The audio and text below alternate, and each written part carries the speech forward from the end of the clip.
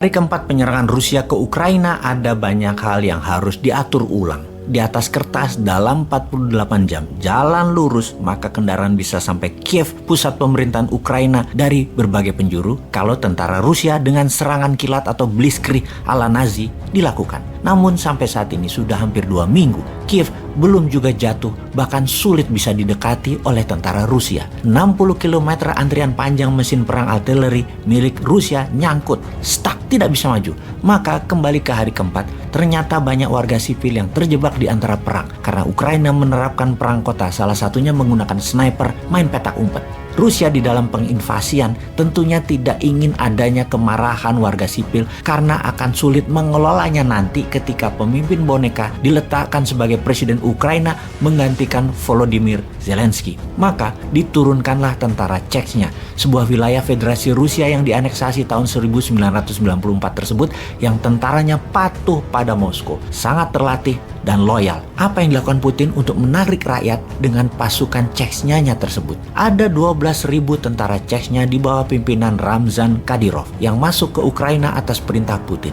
Apa perintahnya? Melindungi warga sipil Ukraina yang terjepit di antara tembak-menembak tentara Ukraina dan tentara Rusia. Tentara Chechnya ini membantu pengungsi dan rakyat pindah ke tempat yang lebih aman. Dan benar, ketika evakuasi dilakukan, kedua belah pihak tidak menembaki tentara Chechnya karena melindungi rakyat Ukraina di pengungsian ke tempat yang aman. Sebuah strategi pintar dari Putin. Masuknya pasukan muslim Chechnya ini semacam peacekeepingnya Rusia. Tentara ini elit, killing mesin dalam perang seperti tentara Gurkhanya Inggris asal Nepal. Kelebihan pasukan Chechnya, mereka bisa main dua kaki seperti seorang samurai. Seorang samurai bisa menyabet katananya dan membunuh lawannya tanpa belas kasih.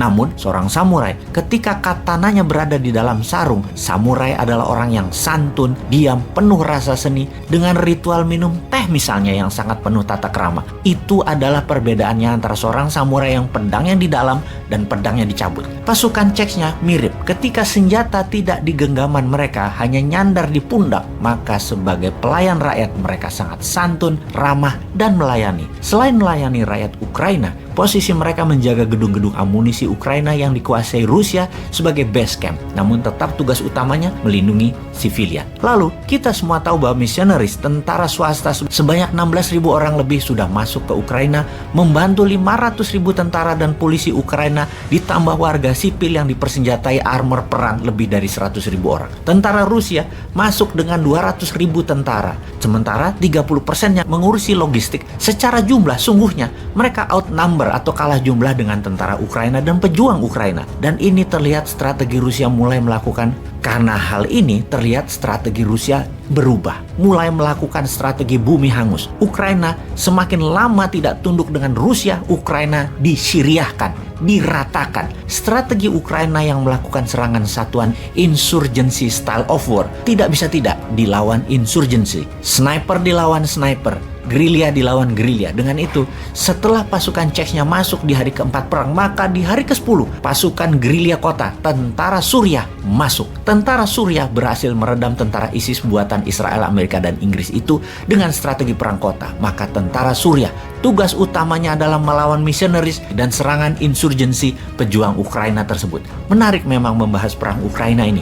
Strategi Putin menggunakan pasukan Chechnya terbukti efektif mengambil hati masyarakat Ukraina. Dan strategi perang gerilya kota, sniper lawan sniper, disiapkan pasukan Suriah yang juga kategorinya adalah pasukan bayaran misionaris. Siapapun pemenangnya di perang Ukraina ini saat ini belum bisa terlihat. Yang pasti perang ini akan panjang. Yang pasti kalau panjang, sanksi ekonomi terhadap Rusia akan berdampak. Sebagaimana kita ketahui, dunia sudah kecanduan fosil oil atau minyak bumi. 3 besar produsen dan pemilik cadangan minyak bumi terbesar adalah Amerika, Rusia, dan Arab Saudi. 60% Eropa Barat bergantung pada Rusia. Dan ketika Rusia mengurangi produksi untuk menyuplai Eropa Barat, siap-siap chaos dunia Barat. Perang dunia ketiga kah akhirnya?